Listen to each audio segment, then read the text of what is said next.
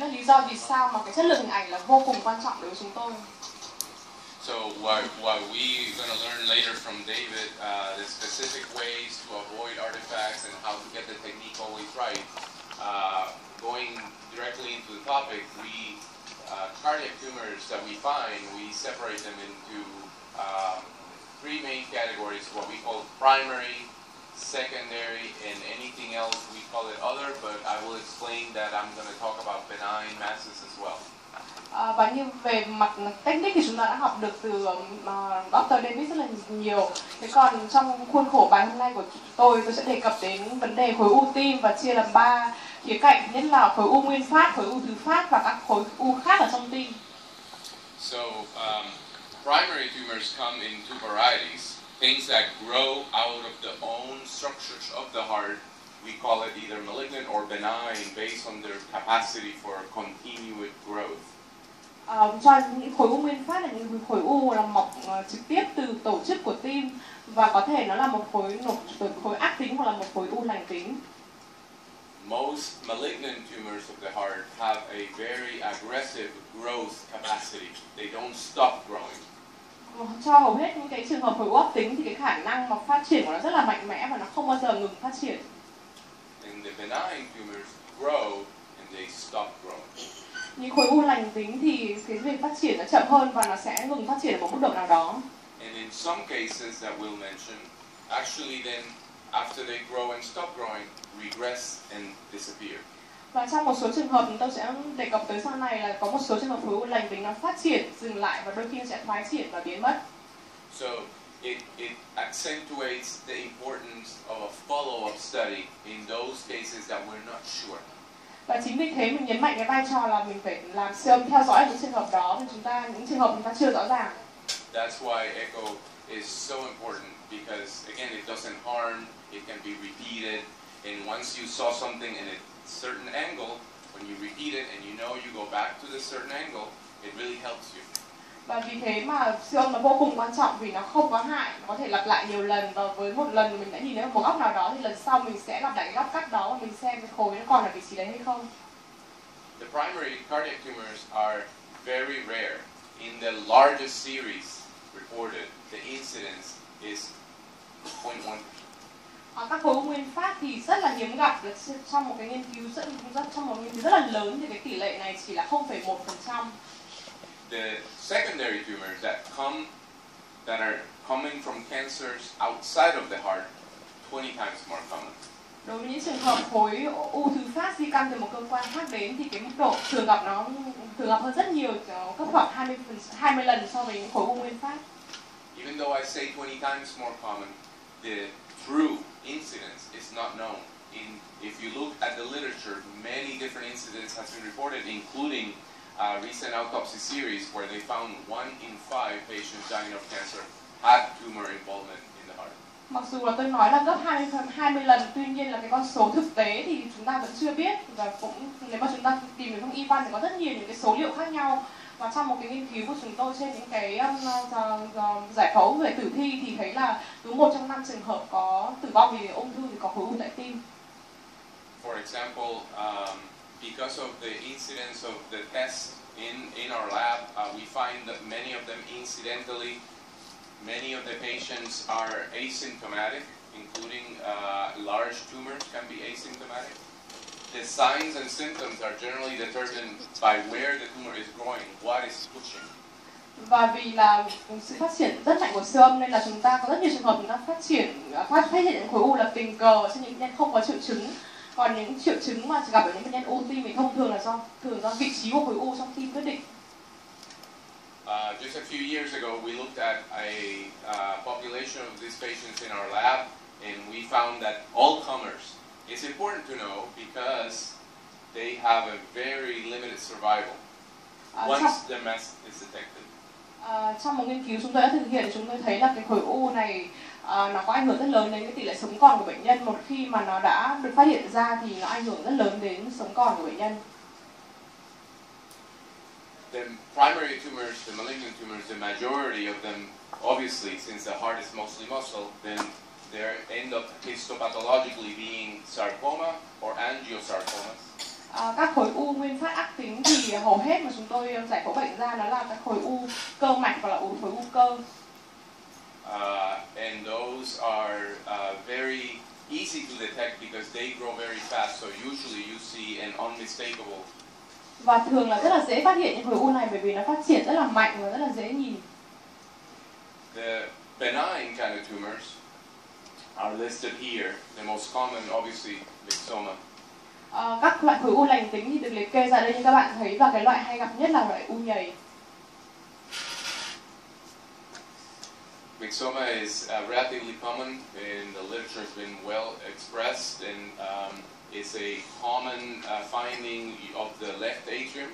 Usually you see a stalk structure coming from the intra-atrial septum and then a globular growth attached to that linked structure. Các khối u nhầy thì rất là thường gặp ở nhĩ phải hoặc nhĩ trái, và thông thường là sẽ có một cái cuống mọc ra từ vách lên nhĩ, và từ đó khối u mọc ra và có rất nhiều thùy. This would be how it looks like if you had let it grow for months. Và đấy chính là cái hình ảnh mà mình nhìn thấy nếu mà mình để cho nó phát triển trong nhiều tháng. So, given what I explained earlier, I want to show hands. If looking at this, if I want to know who thinks this would be a myxoma. Và tôi muốn trong hội trường ta sẽ giơ tay xem là ai trong số các bạn sẽ nghĩ đây là khối u nhầy. Okay. Who thinks that it is not a myxoma? Và những ai nghĩ đây không phải là khối u nhầy.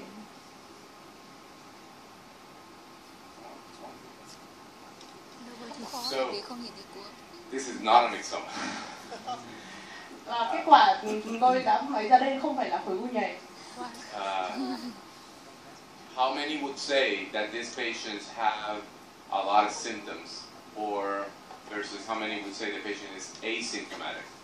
Và tôi muốn hỏi câu hỏi tiếp theo là bao nhiêu trong số các bạn nghĩ rằng bệnh nhân này sẽ không có triệu chứng gì? Show of hands who says it's symptomatic. Các bạn giơ tay nếu mà các bạn nghĩ là bệnh nhân có triệu chứng. Có triệu chứng. Yeah, you're right. This patient was symptomatic. Anybody wants to guess the most common symptom expected with this kind of mass? Và có ai muốn đoán xem là cái triệu chứng hay gặp nhất ở bệnh nhân này sẽ là gì không? Very good. Một số bạn trả lời là khó thở. This patient had dyspnea, but when he presented, he was already having hemoptysis. Bệnh nhân này có khó thở, nhưng mà khi mà họ vào nhập viện của chúng tôi là họ có triệu chứng ho máu. Obviously, he had already this had grown for a long time, and there was enough passage congestion in his pulmonary vasculature that every time he would cough, he would blow up capillary, so he would have blood coming out of his cough and sputum. But it is not a myxoma. You see, there is pretty clear delineation, separation from the intra-atrial septum to the mass itself. It's the mass you can see is sliding off of it. Myxoma will be attached to it. Và vì bệnh nhân này là cái khối u nó phát triển rất lâu rồi nên là có sự tắc nghẽn ở hệ tĩnh mạch phổi, nên bất cứ lần nào bệnh nhân vào viện, bệnh nhân đều ho ra máu. Và trên hình ảnh các bạn nhìn thấy là cái vách lên nhĩ là hoàn toàn là có cái sự tách biệt so với khối u, và xem ra là khối u này nó không hề đính vào vách lên nhĩ.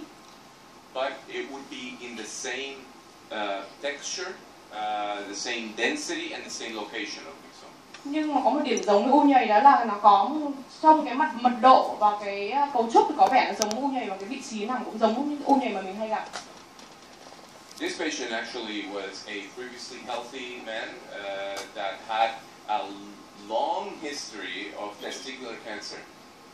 Bệnh nhân này trước đây là một bệnh nhân hoàn toàn khỏe mạnh và họ có một cái tiền sử rất là nhiều năm là bị ung thư tinh hoàn, bệnh nhân nam. Had worked for the army and was completely fine until the dyspnea and hemoptysis finally made him show up at the hospital. Bệnh nhân này thì làm việc trong quân đội, và cho đến khi mà họ có triệu chứng ho máu vào viện thì phát hiện ra cái khối u này. He was cured. Và ông ấy được chữa khỏi. I don't expect anybody to understand how this would have happened, but the first evaluation was a surface echo. Of course, this is the transesophageal echo. But on the surface echo, they told him that what he had was mitral stenosis. Và lần đầu tiên thì bệnh nhân này sẽ được làm siêu qua thành ngực, nhưng mà trước khi mà làm siêu âm thì mọi người nghĩ rằng là ông ấy có một cái hẹp van hai lá. In reality, that case was a metastatic lesion from the lung that traveled and grew through the pulmonary vein and presented itself in the atria. With block resection, he was cured. Và trên thực tế thì cái khối u này là nó di căn từ phổi và đi theo đường tĩnh mạch phổi, và sau đó thì mọc vào trong nhĩ trái của bệnh nhân. So I was continuing on the topic of myxoma. Benign papillary fibroblastoma is the second most common primary cardiac tumor.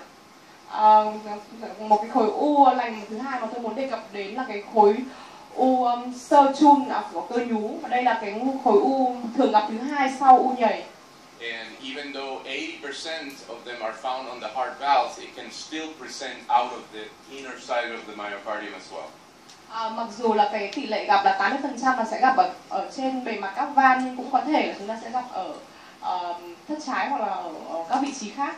It is the most important to remember is that the most common clinical presentation is a stroke or a transient ischemic attack, which is a neurological deficit reversible within 24 hours.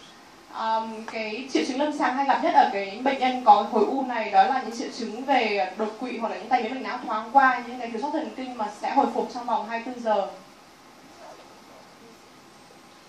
In terms of location, the majority come fixed to an aortic cusp, and second incidence would be in the mitral valve.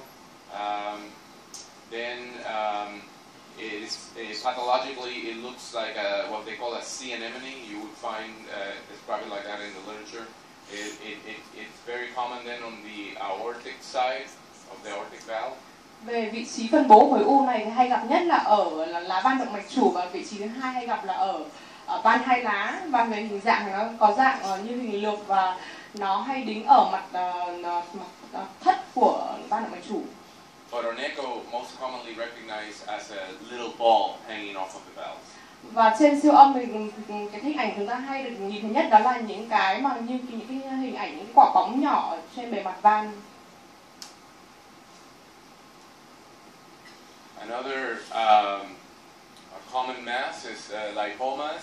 In this case, I'm just going to show the most common type of lipomatous hypertrophy we see, which is hugging in the septum, making the fossa area look like a dumbbell shape.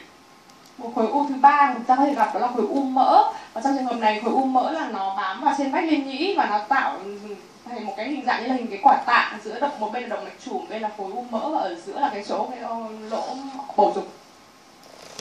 In our lab, we have seen many patients with lymphoma that develop this type of growth very quickly as well. So we need to follow them serially. Tại trung tâm của chúng tôi thì chúng tôi cũng có một số những trường hợp tương tự này, như nó làm phát triển từ cái khối u lympho, và đặc biệt những trường hợp đấy chúng ta phải theo dõi quá trình theo dõi để phát hiện là có đúng. Another benign type of growth we see, not as common as the other two, is what we call caseous calcification of the mitral annulus. Một loại khối u lành nữa mà chúng ta có thể gặp đó là cái trường hợp là khối u vôi hóa xương ở vòng van hai lá. Which is nothing but a rare variant of MAC or mitral annulus calcification. Nó là một cái dạng rất là hiếm gặp của cái thể là vôi hóa vòng van hai lá. But we have been notorious for always confusing it with something more malignant, and has in many cases led to unnecessary procedures or interventions. This should be left alone. Và trong một số trường hợp của chúng tôi thường là hay bị lẫn với những tổn thương ác tính, mà tuy thế đây là một cái tổn thương rất là lành tính và hầu như là không phải làm gì với nó. This is a very good publication on the subject. So when you in long axis parasternal view, this would look like a big chunk at the posterior annulus section. Look at how it looks on echo. This is the appearance. Và chúng ta có hình ảnh minh họa cho cái u cờ vôi hóa xương đó ở lá van hai lá, và trên cái hình ảnh đầu tiên ở bên phải các bạn thấy là nó bám ở vị trí của lá sau van hai lá, và trên mặt cắt 4 vùng chúng ta cũng nhìn thấy cái hình ảnh khối u vôi hóa xương ở như thế này. there is no single case report in the literature where it has caused significant hemodynamic abnormalities like mitral stenosis or worsening the severity of mitral regurgitation. Và chúng tôi cũng chưa thấy là báo cáo một trường hợp nào trên y văn là cái khối u này nó gây ảnh hưởng tới sự cản trở cái lỗ van hai lá và gây hẹp hai lá. So it doesn't really deform the function of the valve, therefore should always be left alone. Và như thế thì nói chung là nó như là một cái dạng thể khác, một cái dạng tồn tại bình thường của cái van, và thông thường là chúng ta nên để và không xử lý gì đến nó. Under fluoroscopy also can be recognized as a darker, more egg-shaped abnormality. Và trên hình ảnh chụp mạch thì chúng ta cũng có thể quan sát đến nó như là một cái khối, như cái hình trứng như thế này. And on cardiac MRI, it's very easy to see that it is avascular. Và trên hình ảnh chụp cộng hưởng từ sẽ nhìn thấy như một cái tổ chức không có mạch máu. Another much more rare mass is the so-called blood cyst. Một loại u lành nữa còn hiếm gặp hơn nữa, đó là những cái dạng là u máu. A blood cyst is a congenital non-organized blood collection that is lined by a single layer of epithelial-like tissue. Dạng u máu này thì nó là những cái dạng mà u máu bẩm sinh, và nó là một cái tổ chức không có mạch máu ở trong, có thể chứa cái dịch thanh huyết và bao bọc bởi một cái lớp màng mỏng là lớp biểu mô ở bên ngoài. And it is considered like it is a diverticula from invagination of atrial endothelium into the valves or ventricular endothelium into the semilunar valves. Và cái khối nam này nó được coi như là một cái như ở cái túi thừa mọc vào của cái xâm lấn vào cái nội mạc của bách liên nhĩ vào van nhĩ thất, hoặc là từ bách liên thất vào van động mạch. Much more common on the atrioventricular valves, but it's important to know that it's not symptomatic. It doesn't cause much pathology. It's just a curious findings on echo that also should be left alone. Và thông thường thì nó hay ảnh hưởng đến van nhĩ thất, tuy nhiên là nó thường không gây triệu chứng gì, và thông thường là chúng ta cũng không cần xử lý gì nó. Yeah, so like it's at the bottom here, mostly it will regress. So this is the one that would grow, show up, disappear. Và trong đa số các trường hợp thì có thể chỉ quan sát thấy ở trẻ sơ sinh, còn sau đó khi đến tuổi trưởng thành thì nó sẽ tự thoái triển. Another thing that is a little bit confusing, is not really that common either, is the pericardial cyst. Một cái trường hợp khác mà cũng đôi khi cũng gây chúng ta nhầm lẫn, đó là những trường hợp mà có những cái nang lớn ở khoang màng ngoài tim. Usually present on chest X-ray at the right costophrenic angle. Thông thường thì trên phim X-quang chúng ta sẽ nhìn thấy nó ở cái góc sườn hoành ở bên phải. That's a typical location, and it is nothing but a huge cyst.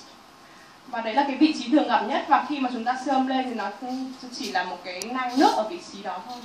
Some reports of it growing in time. Trong một số báo cáo thì có chỉ ra là cái khối này nó sẽ phát triển theo thời gian. Also majority asymptomatic. Nhưng mà hầu hết đa số các trường hợp là sẽ không có triệu chứng gì. And when asymptomatic, no treatment is required. Và nếu mà trong trường hợp không có triệu chứng thì chúng ta cũng không cần xử lý gì. Only when symptomatic, they should be treated then with surgical resection. Nếu trong trường hợp bệnh nhân có triệu chứng thì chúng ta nên điều trị cho bệnh nhân bằng cách là sẽ phẫu thuật để bóc tách cái nang này đi. And so far only open resection has been described. Và như thế thì chúng tôi chỉ nghe được những báo cáo về trường hợp là mở ngực để bóc tách cái nang này, một số trường hợp. Another condition, much more common in America than in Asian countries, is what we call the Carney complex. Một cái bệnh, một cái khối u mà lành tính mà cũng thường gặp khác ở Mỹ cũng như ở các nước châu Á, đó là cái phức hợp Carney. I don't think it's been described in any Asian population, but it is an inherited autosomal dominant disorder characterized by multiple tumors. Đây là một cái phức hợp được mô tả nó có tính chất di truyền và đột biến nhiễm sắc gen trội, và được đặc trưng bởi là có rất nhiều cái khối u nhỏ Throughout the body, you know. Trên khắp cơ thể. Like in the skin, it produces this type of appearance of nevi, multiple nevi around the eyes and around the nose and mouth. Trên da thì có thể nó sẽ biểu hiện thành những cái điểm sắc tố, như ví dụ như là xung quanh mắt, xung quanh mũi hoặc là xung quanh miệng. cutaneous myxomas, có thể là những cái khối u nhầy ở dưới da, vùng khóe mắt, as well as cardiac and around the nipple area. cũng như là ở trong buồng, khối u nhầy trong buồng tim hoặc là những cái u nhầy ở quanh tuyến vú. I've seen it only once. Và ông cũng thú thực là ông cũng mới nhìn được một trường hợp như thế. Very easy to recognize because you never miss the facial appearance of it. Và nếu mà trong một trường hợp nếu bạn đã gặp một lần thì sẽ rất là dễ nhận ra vì cái khuôn mặt điển hình đó. Another question for the audience. Tôi có một câu hỏi cho các bạn. Is that a mass? Yes or no? Ở đây có khối u nào không? Có hay không ạ? Dr. Tan already answered. He's right. What do you think, Dr. Tan? I think it's a structure not close to the inferior. Correct. So we have here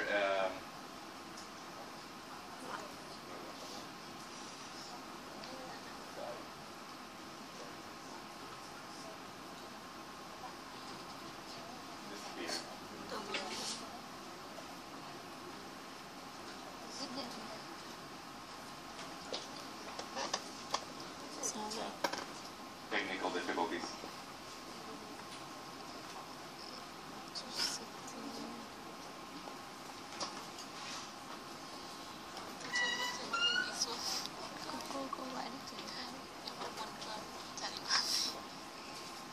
Tại vì không biết gì cái này đâu.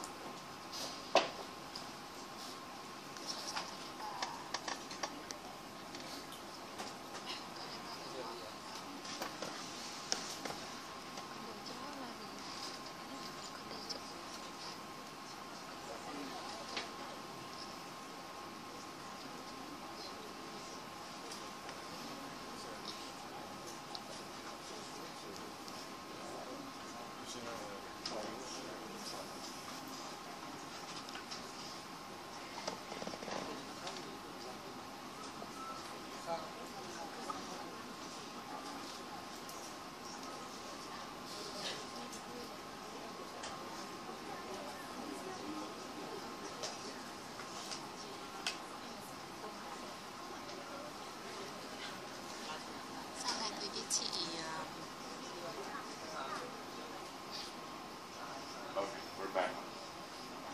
Yes. Just like Dr. Tang was indicating on this image from a transthoracic study, we have a structure dancing inside the right atrium.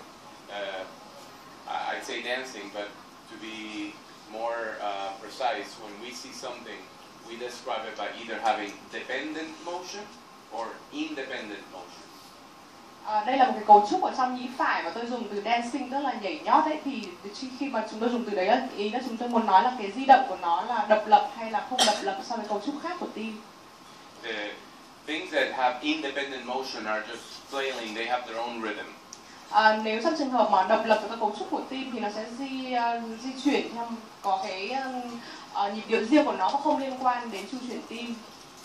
And then the ones with dependent motion are then hardly attached to something and they just move with the normal heart rotation. Và trong trường hợp nếu mà là cái vận động mà phụ thuộc vào cuộc chu chuyển tim thì nó sẽ di động khó hơn và nó sẽ di chuyển theo chu chuyển tim. This is benign. This is just an example of what we would call a Chiari network. Đây là một cái trường hợp hoàn toàn lành tính, là một cấu trúc mình thường gọi là cái mạng lưới Chiari. In some cases, it looks just like a very prominent eustachian valve. It's just the eustachian valve has a different direction because the eustachian valve just points the blood flow from the IVC to the fossa. Và trong một số trường hợp thì mình có thể nhầm với lại cái van của tuyến chủ dưới, nhưng mà thông thường là sẽ có cái hướng khác. Like you had before answered, the most common symptom of patients with the mass has always been dyspnea, by far. Nhưng mà như chúng ta đã nói là cái triệu chứng hay gặp nhất đối với những trường hợp u tiêm đó là triệu chứng lâm sàng là khó thở. And followed by these other symptoms that we found in our series, like orthopnea, nocturnal dyspnea, pulmonary edema, and mostly respiratory symptoms. Và theo đó là các triệu chứng xếp theo thứ tự là có thể là khó thở kịch phát về đêm hoặc khó thở khi nằm, hầu hết là các triệu chứng về hô hấp. The class of secondary tumors that are metastatic, they have three ways to show up in the heart. One we believe is hematogenous spread, so they come with the blood flow. Về các khối u thứ phát, tức là khối u di căn từ một cơ quan khác đến thì sẽ có 3 đường di chuyển tới tim. Thứ nhất là theo đường máu. The other tumors come by just directly extending and invading into the heart from the mediastinum. Con đường thứ hai là con đường xâm lấn trực tiếp, tức là từ các mô lân cận. And then there's some evidence, especially lymphomas, that come by lymphatic spread into the heart. Và có một số trường hợp là sẽ theo con đường bạch huyết, đặc biệt là trong trường hợp u lympho. In our series, the most common cancer invading directly to the heart is lung. Và trong nghiên cứu của chúng tôi thì cái khối u mà xâm lấn trực tiếp là hay gặp nhất là ung thư phổi. And for secondary cardiac tumors, the most common is renal cell carcinoma and sarcoma. Và cái nguyên nhân mà hay gặp nhất cho những khối u tim thứ phát đó là ung thư biểu mô tế bào thận và u cơ trơn, u cơ. I wanted to correct myself. So we had the same incidence in our series of sarcoma, melanoma, and lung cancer. Và trong nghiên cứu của chúng tôi thì có 3 cái nhóm có tỷ lệ bằng nhau, đó là cái u cơ, u ác tính, u sắc tố ác tính và ung thư phổi. So these are far more common, and if we look at the organs that do send metastatic lesions to the heart, these are the top offenders: lung, breast, melanoma, lymphoma, leukemia, sarcoma, and thyroid. This is really the major killers. Và các khối u thứ phát này thì như tôi đã đề cập là nó thường gặp hơn rất nhiều so với những khối u nguyên phát, và các cơ quan mà hay gặp nhất của cái tổn thương nguyên phát đó là ở phổi, ở vú, ở da, ở u lympho, bệnh bạch cầu cấp, u cơ và u tuyến giáp. It's fine to detect them. It's indicated. It helps you share the prognostic, the poor prognostic information this carries for the patient with the oncologist. But still, the number one treatment is to treat the underlying cancer. Và mình biết được cái u nguyên phát để cái vấn đề quan trọng nhất là cái vấn đề điều trị đầu tiên là phải điều trị cái bệnh nguyên phát. In those selected cases that there is proven hemodynamic compromise, surgery is also being performed. Và chỉ trong những trường hợp mà nó có gây ảnh hưởng đến huyết động thì mình mới cần phải xử trí cái u thứ phát, tức là cái u tại tim. But yet there's no guides as to who gets surgery or not. Nhưng cho tới bây giờ chúng ta vẫn chưa có một cái khuyến cáo chung là những bệnh nhân nào thì nên được phẫu thuật, những bệnh nhân nào không nên được phẫu thuật khi mà có cái u nguyên thứ phát ở tim. Very, very roughly, I can say that the surgeon that works more closely with our group, if he decides based on how much, where in the heart is the cancer, basically, where in the heart is the tumor. Và thông thường thì khi mà chúng tôi làm việc với các phẫu thuật viên thì họ sẽ quyết định dựa trên là cái khối u nguyên phát nó từ đâu đến. For example, going back to what I spoke of this morning about how special the apex of the heart is. For example, if he finds that it's involving the apex, it's inoperable. Ví dụ như là cái bài sáng nay của chúng tôi khi mà nói là cái tổn thương mà nó liên quan đến vùng mỏm thì hầu như là sẽ không làm gì được. Out of the fear of how much LV dysfunction the patient is left after a resection of the apex. Và một cái quan ngại nữa của chúng tôi là cái chức năng tim sẽ còn bao nhiêu % sau khi mà bệnh nhân được phẫu thuật để lấy khối u đấy đi. For these surgeries, you want to do a clean margin. No one would go in to resect part of the heart to then leave a partial positive margins. Vì các bạn cũng biết là cái nguyên tắc trong ung thư tức là mình sẽ phải lấy cái tổ chức càng rộng càng tốt, nên là nếu mà mình lấy một phần thì cái việc phẫu thuật nó không có ý nghĩa. When things get to that point, those decisions are very difficult, and the patient would benefit from multimodality imaging. We recommend multimodality imaging, MRI of the heart, to know the exact delineation and extent of the tumor. Và vì cái khía cạnh là mình sẽ phẫu thuật bao nhiêu thì bệnh nhân sẽ được lợi ích rất nhiều nếu mà trước khi quyết định mổ bệnh nhân sẽ phải làm rất nhiều các loại thăm dò hình ảnh khác nhau, đặc biệt là phối hợp với cộng hưởng từ. It's a kind of resection where the less guessing the better. Và nói chung là cái việc mà phẫu thuật đi càng ít dựa trên phỏng đoán thì càng tốt.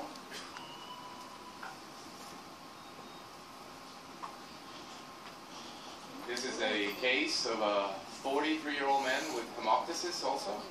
Đây là một cái trường hợp bệnh nhân nam 43 tuổi và có cái biểu hiện lâm sàng là ho máu. Show of hands. Benign?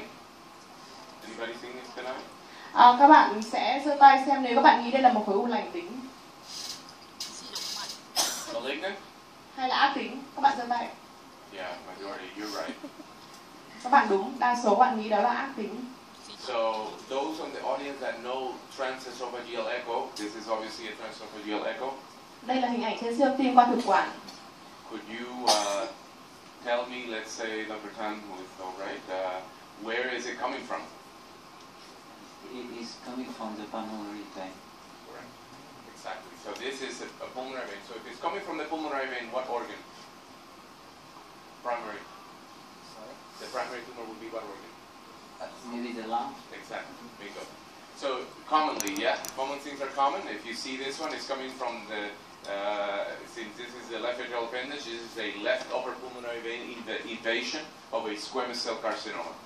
Và đây là hình ảnh là các bạn thấy là khối u nó đi theo đường tĩnh mạch phổi trên bên trái, và đây là di căn của ung thư biểu mô tế bào vẩy phổi. This particular tumor was missed by transthoracic echo. Và với cái dạng u như này rất là thường gặp là mình sẽ bỏ qua trên xương qua thành ngực. It is not seen as well. We were surprised. The surgeon requested a TEE pre-op, and that's how we found it. Vì là cái vị trí tĩnh mạch phổi rất là khó tiếp cận nên là phẫu thuật viên họ đòi hỏi là phải có siêu âm thực quản trước khi phẫu thuật. This morning I showed a case of many cases with using the polar map for strain. Sáng nay tôi đã trình bày một số ca để về siêu âm strain. I want to show this case where it has helped me in the clinic also. Và trong trường hợp này thì cái hình ảnh quả tim này cũng giúp tôi trong một số cái bệnh cảnh lâm sàng nhất định. So this is a elderly female that was cured from a early stage lung cancer, and I saw her 5 years after. Đây là hình ảnh siêu âm tim của một bệnh nhân nữ 80 tuổi được phát hiện sớm ung thư phổi, và bệnh nhân đã được chữa khỏi hoàn toàn, và đây là tôi đã gặp khám cho bệnh nhân sau 5 năm. In our town, Houston, she is from Houston. There is a difficulty with some of the insurance of the patient. So this patient they sent directly to cardiology at the cancer center because they said, even though she only had the history of lung cancer, because they said that they saw a cardiac abnormality on a CT scan that they did for evaluation of shortness of breath.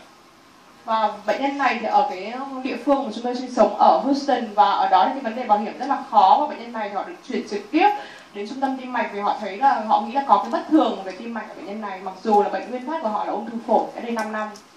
So I'm sitting there. This lady has not seen an oncologist. I only know that she was cured from this lung cancer, and I have an echo machine, so I was able to, even though she's quite tachycardic, I was able to get pretty decent apical 4 view, apical 2 view, apical 3 view. In all the views, the heart looked normal. Và bệnh nhân này đến chúng tôi là không hề có cái hồ sơ gì về ung thư, và chúng tôi chỉ nhìn thấy, chúng tôi làm siêu âm tim cho bệnh nhân, chúng tôi thấy là trên cả cái mặt cắt 4 buồng, 2 buồng, 3 buồng từ mỏm thì chỉ ngoài cái vấn đề nhịp tim nhanh chúng tôi không nhìn thấy cái bất thường gì khác. My echo machine was hiding in that really nice castle. Và hiện tại thì máy siêu của chúng tôi đang bị ẩn nấp sau một cái lâu đài rất là đẹp.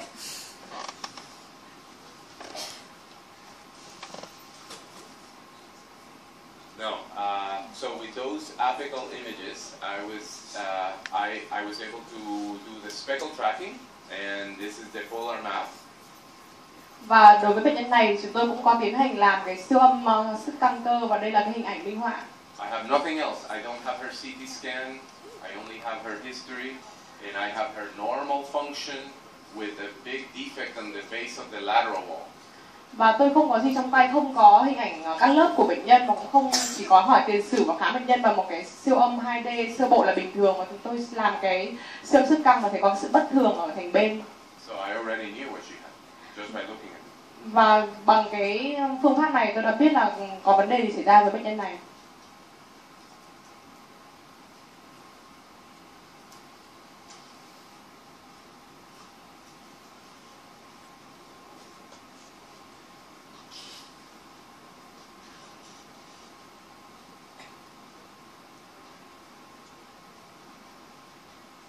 that defect was on the base of the lateral wall.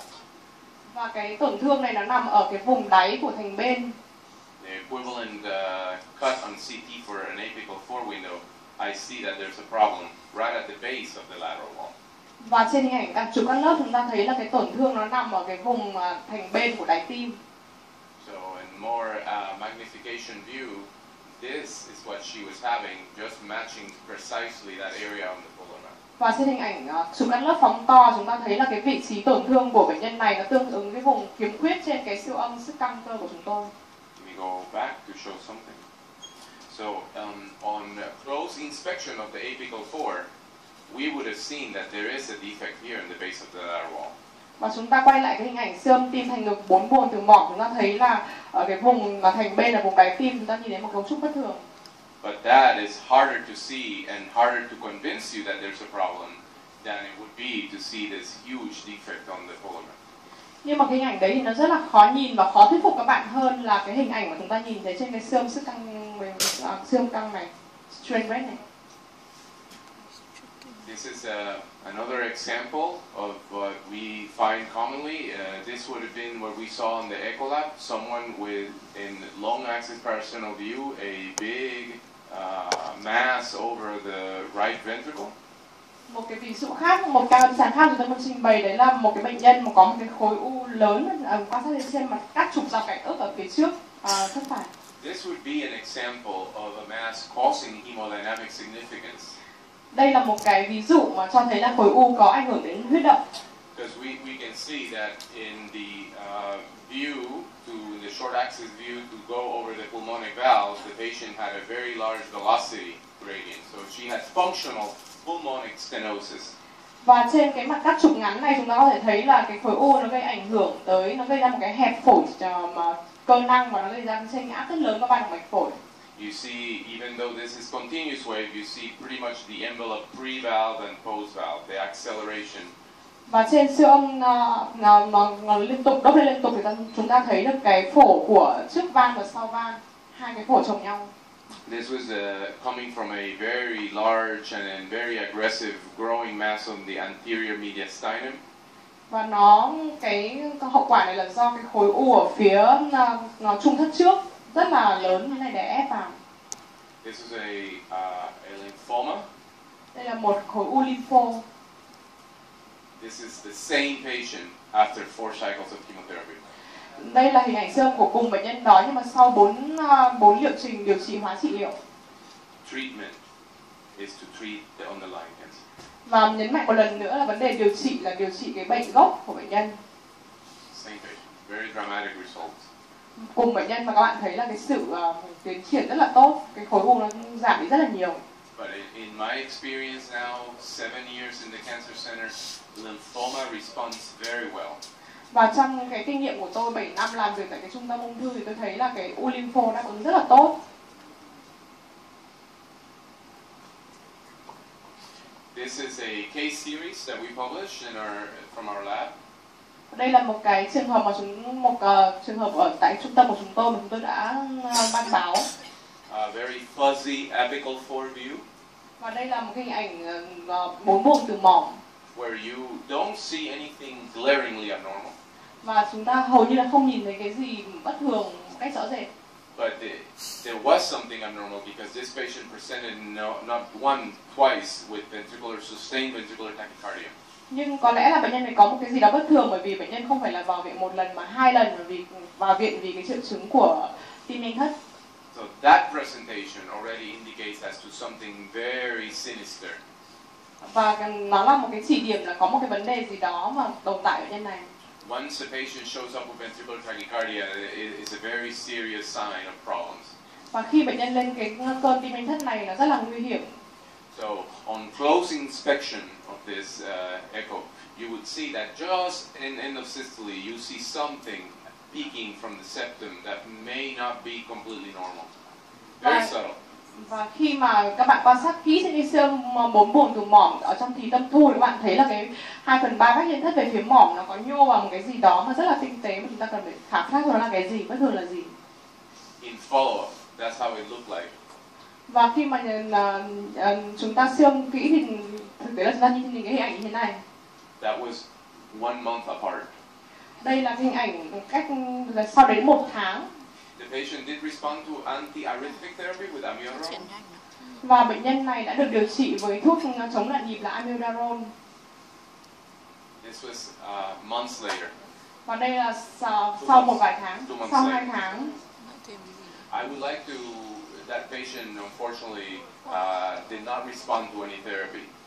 Và tôi muốn nói rằng là bệnh nhân này là có vẻ như là không đáp ứng với một phương pháp điều trị nào cả. We had close to 8 cases with the same condition Và trong in a 2-month period. trong vòng 2 tháng chúng tôi có một cái nhóm bệnh nhân mà đến 8 bệnh nhân có những triệu chứng tương tự như thế này. So we put this series together. This was squamous cell carcinoma of the tongue. Và chúng tôi làm thành một cái nhóm 8 bệnh nhân, đó là nhóm bệnh nhân có cái ung thư biểu mô tế bào vẩy ở lưỡi. And even though squamous cell is a highly treatable cancer, we have found, and other groups also have found, that it tends to have a direct pathway of metastasis to the heart, and it very rapidly can show in the heart. Rapidly meaning from the day of diagnosis of the squamous cell, metastatic lesions in the heart within a couple of months. Và mặc dù là chúng ta biết là cái ung thư tế bào vẩy ở lưỡi này có điều trị rất là tốt, thế nhưng mà nó có một cái đường di căn rất là nhanh đến tim, và chỉ trong vòng vài tháng từ khi chẩn đoán ung thư tế bào vẩy ở lưỡi đã có phát hiện ra di căn ở trong buồng tim. In this, I want to go back to the previous loop because just to show how this looks is very similar how the blood cyst, which is a benign lesion, would look like too.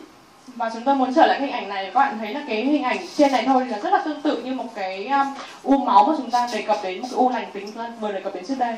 Obviously, that's why it's so important in follow-up to evaluate the same area because within a month this is how it looked. Chính vì thế mà chúng tôi nhấn mạnh cái vấn đề mà chúng ta sẽ phải lặp lại cái siêu âm ở cùng một cái vị trí, một cái chỗ mà chúng ta nghi ngờ sau một vài tháng mà nó thay đổi như thế này. I would say in our experience that when there is doubt about some mass or growth, there's two things we can do. When in doubt, Khi mà chúng ta có nghi ngờ về một cái khối u hay một vấn đề gì đó trong tim thì có 2 vấn đề mà chúng ta cần phải làm. one would be more imaging, different modality, or TEE. Một vấn đề thứ nhất đó là chúng ta có thể có những cái phương tiện thăm dò hình ảnh khác hoặc là siêu âm thực quản. The other is do nothing. Do follow-up study later. Ý kiến thứ hai đó là chúng ta sẽ không làm gì và theo dõi trong các siêu âm lần sau. Renal cell cancer is a very special case. Đây là một cái trường hợp rất là đặc biệt. Đây là khối u di căn tim từ cái ung thư biểu mô tế bào thận. We call it the exception to the rule. Trong trường hợp này đây là một cái ngoại lệ, có một cái luật ngoại lệ. Because surgery improves survival. Vì trong trường hợp những bệnh nhân có cái u này thì phẫu thuật sẽ là làm cải thiện sống còn của bệnh nhân. In a very large number of cases, it involves the IVC, and those who are in the IVC, much even larger incidence, peeking through to the right atrium. Và đến 10% các trường hợp là sẽ có xâm lấn vào tĩnh mạch chủ dưới, và 40% các trường hợp có xâm lấn tĩnh mạch chủ dưới sẽ lan vào đến nhĩ phải. It is important to know that pulmonary embolism with that type of malignancy peeking through is uncommon, but when it happens, the mortality of PE is very high. Và trong những trường hợp này thì mặc dù là cái tỷ lệ mắc nhồi máu phổi là không thường gặp, chỉ dưới 6%, nhưng nếu nó xảy ra thì vô cùng là nặng và cái tỷ lệ tử vong lên đến 60-75%. The reason of that is obvious. Và cái lý do là rất là dễ hiểu. Because since it's coming from the kidney, by the time you see it in the right heart, it's a very long mass. Bởi vì là nó gốc xuất phát của nó là từ thận, và nếu mà tại thời điểm mà bạn đã nhìn thấy nó ở trong tim, tức là nó đã di căn được một quãng đường rất là xa rồi. So when clot or mass detaches from a big mass, bad things will happen. Và trong trường hợp đó, nếu mà giả sử như cái cục máu đông này nó làm tắc ở mạch phổi thì nó sẽ xảy ra rất là trầm trọng. Many centers struggle with the decision of anticoagulation when they see this abnormality, when somebody has renal cell and the mass through the IVC or involved in the RA. Ở một số trung tâm thì nếu mà những trường hợp bệnh nhân được chẩn đoán ung thư tế bào thận như này và có di căn tim, và nếu họ thấy có cái nhồi máu phổi, họ có thể sử dụng tiêu sợi huyết. In our center, because they go to the hands of a very good surgeon relatively quickly, they don't anticoagulate. They go straight to resection. Và tại trung tâm của chúng tôi, vì chúng tôi có những cái phẫu thuật viên rất là chuyên nghiệp và họ đến rất là sớm, nên là chúng tôi không cần thiết phải dùng tiêu sợi huyết, mà chúng tôi sẽ cho bệnh nhân đi phẫu thuật ngay. But when there is going to be time lag for resection, knowing that the mortality is that high for PE, it would not be unreasonable to anticoagulate. It all depends on the timing to resection. Và nếu trong trường hợp có những cái trì hoãn về phẫu thuật thì chúng ta nên cân nhắc cái vấn đề dùng tiêu sợi huyết cho bệnh nhân để cứu mạng bệnh nhân.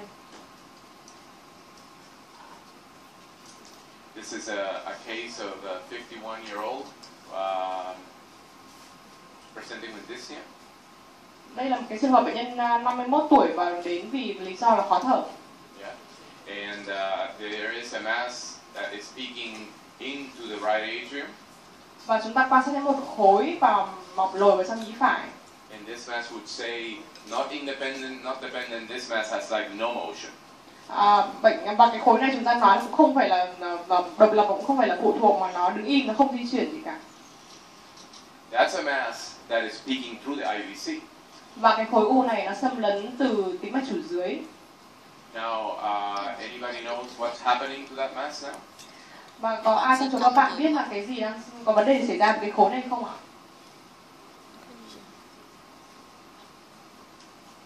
This mass is getting biopsied in the cath lab. Hiện tại người ta đang tiến hành sinh thiết cái khối u này ở trong phòng can thiệp.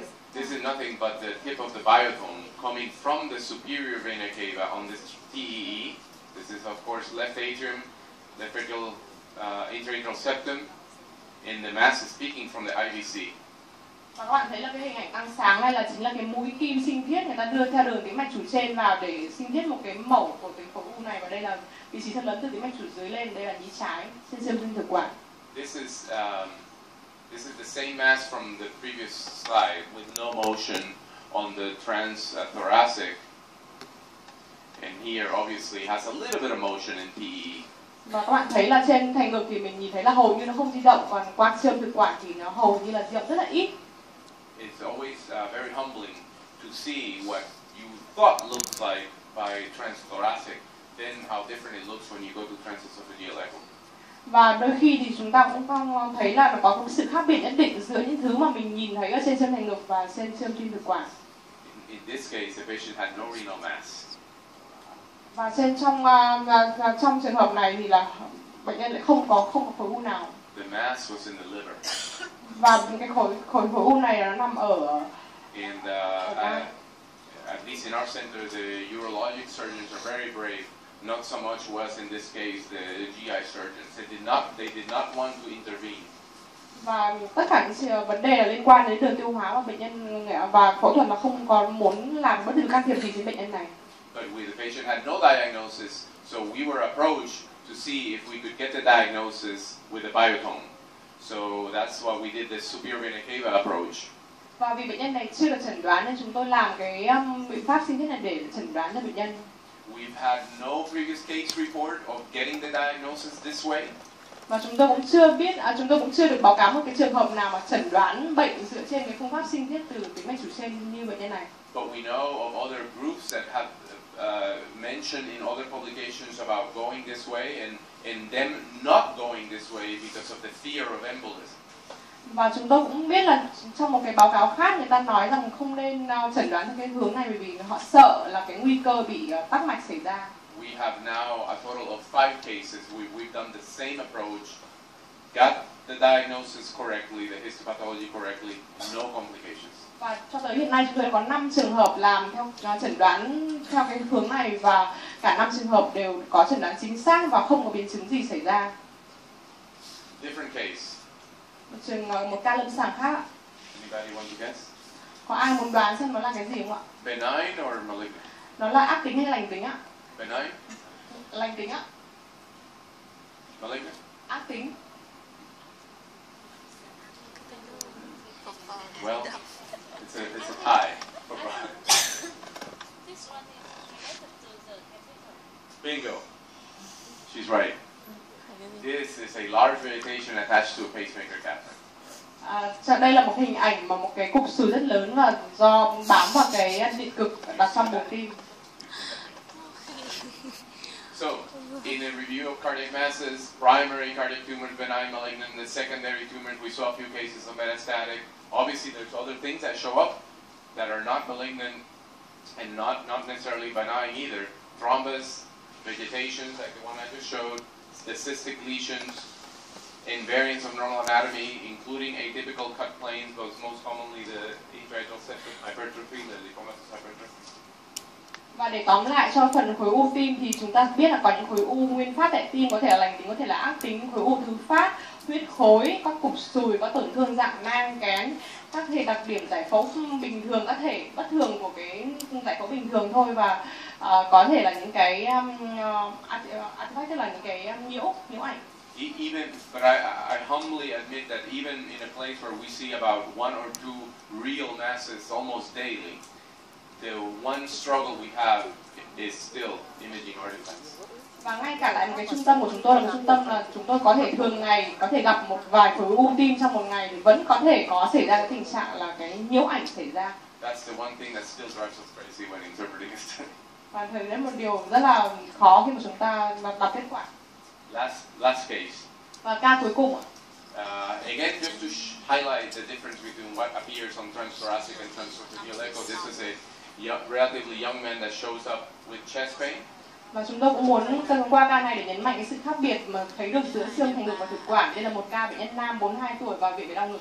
In the emergency center, this patient was seen by a non-cardiologist who initially thought was having an acute myocardial infarction. The patient had abnormal cardiac enzymes, symptoms of chest pain that were typical, so/atypical, and this EKG.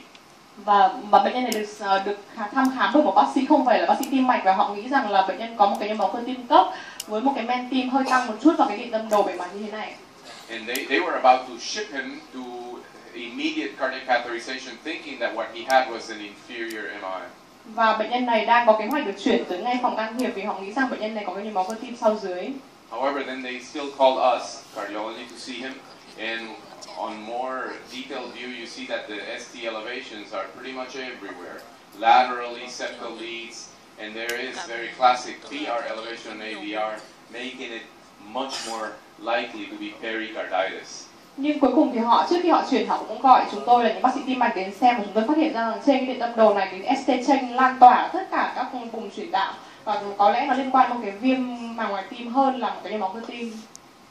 Also, we did an echo, and his polar map looked completely normal. Và chúng tôi cũng đã tiến hành làm siêu âm tim cho bệnh nhân này, và cái ảnh bản đồ vẽ ra là hoàn toàn bình thường. So not only all the segments look normal, he had this kind of normal mechanical function on evaluation. We were confident that he didn't have an acute myocardial infarction. Và chúng tôi thấy là ngoài cái vấn đề cái bản đồ cái bình thường thì tất cả những cái vận động cũng bình thường, mà chúng tôi không nghĩ là bệnh nhân có cái vấn đề về nhồi máu cơ tim. Normal contractility of all segments, normal overall ejection fraction. Trên tất cả ba mặt cắt 4 buồng, 2 buồng, 3 buồng đều thấy vận động bình thường và chức năng tim thì bình thường. So that made us look deeper. Và khi chúng ta quan sát sâu hơn, on zoom view of the apical 5 view, then we see he has what appears to be a mass in the aortic valve. Và trong một số cái nháp bóp, khi mà chúng ta zoom vào, chúng ta tập trung vào cái vị trí 5 buồng từ mỏm ở vị trí van động mạch chủ, có thể có một cái khối ở vị trí van động mạch chủ.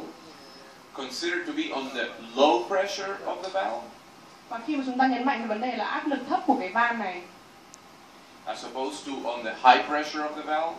Và chúng tôi nghĩ là nó có ảnh hưởng đến cái áp lực cao của cái van. An important distinction because, as you know, on the valves, the high pressure masses that appear round, we consider them almost always to be papillary fibroelastoma. When it's on the other side, then it's most likely to be vegetation. Và vì nó nằm ở cái mặt thất, tức là cái mặt mà áp lực cao, nên chúng tôi nghĩ nhiều đến là những cái u nhú nhiều hơn là mặt là sùi. So in one sweep of a study like the echo, we really were able to narrow the differential diagnosis. No MI, not likely to be a mass, anything like a fibroelastoma. This is what it looks on transesophageal. Và chỉ bằng một cái cân nhắc như thế, chúng tôi đã làm thu nhỏ lại cái chẩn đoán không phải là nhồi máu cơ tim, và cũng ít khả năng là một cái khối u ác tính. We were able to cancel the cardiac catheterization, kept the patient in the ICU, Và tất nhiên là chúng tôi đã dừng ngay cái chỉ định vào phòng can thiệp và giữ bệnh nhân tiếp tục ở phòng cấp cứu. And on PE, we find that there is a leaflet with a big problem. This is what looked to be a mass.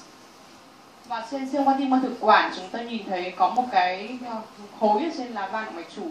But it wasn't a mass. Obviously, it's just an invagination of this leaflet or a valve aneurysm. Nhưng mà thực tế lại không phải là một khối mà xem ra nó như là một cái phình của trên lá van. A valve aneurysm with a vegetation. Và có một cái sùi ở trên bề mặt. Was producing a pretty decent jet of aortic insufficiency. Và gây ra một cái hở van động mạch chủ. This was moderate to severe when we did the final evaluation.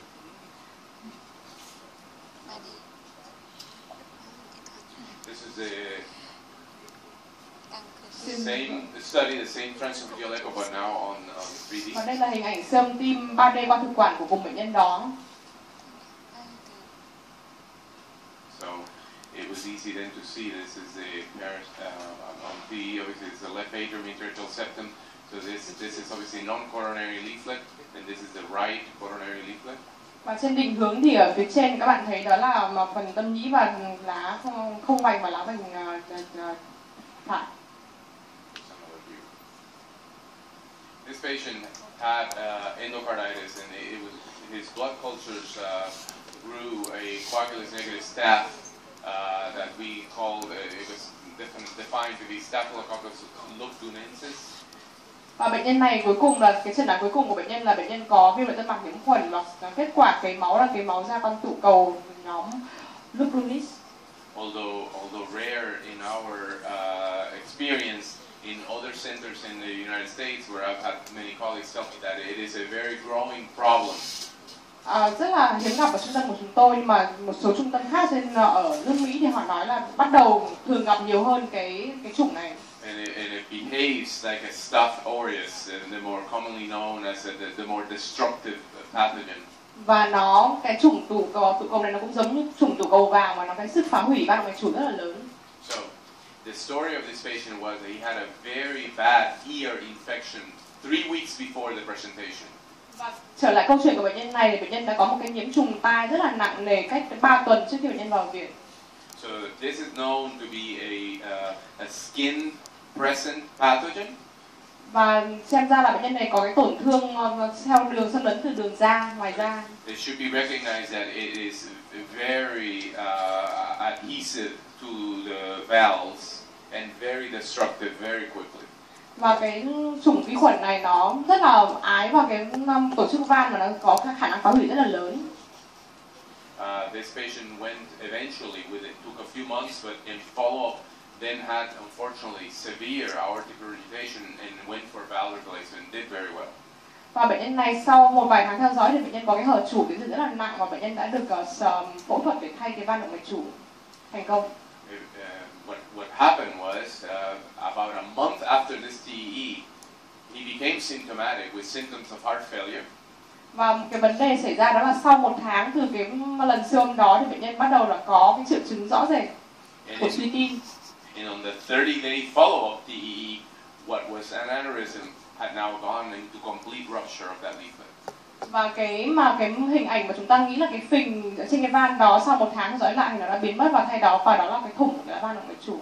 So in terms of which is these are masses too. In terms of the definition, we know from the European guidelines that there's vegetation, abscess, pseudoaneurysms, which is what this patient had. Perforation. We believe that most perforation on cases of staph may very well form pseudoaneurysms prior. Và đây là cái bảng mà mình đánh giá những cái phân loại đặc điểm về giải phẫu, sự khác biệt giữa cục sùi, giữa áp xe, những cái giả phình mà như lúc nãy mình nhìn thấy, hoặc là cái thủng là van. True valve aneurysms that seem to be much larger. Cái phình ở van thì có vẻ như là cái phình nó sẽ đặc điểm giải phẫu sẽ to hơn. This is how it's been described in the literature as mainly in the mitral valve as is humongous outpouchings of the tissue of the valve. Ví dụ như đây là cái hình ảnh mà các bạn nhìn thấy là cái phình ở van hai lá nó rất là to, nó như một hình một cái túi như này ạ. The don't want to finish without mentioning the worst of the outcomes in terms